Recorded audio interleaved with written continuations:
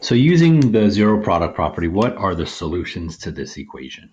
Well, the zero product property says that if two things are multiplying together and they equal zero, one or both could equal zero, which means if I were to say something times x plus 7 equals zero, this something under my finger could equal zero, and vice versa. I could cover this and say um, x minus 3 times something equals zero.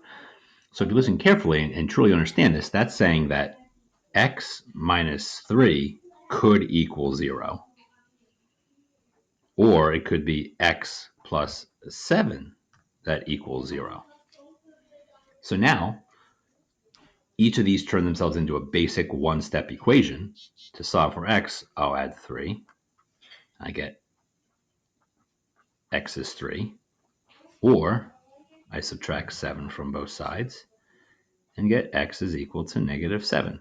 So the two solutions for this equation are 3 and negative 7. Which means if I were to plug in 3 for my x in both places, this equals 0. This does not equal 0, but that's okay. That equals 10.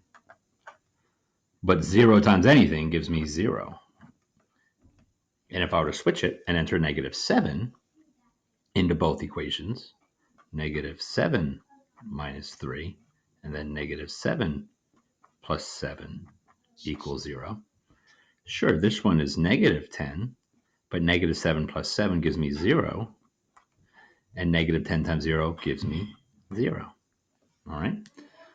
So what we do is we set each binomial, or whatever's in parentheses, equal to 0, and then solve that equation.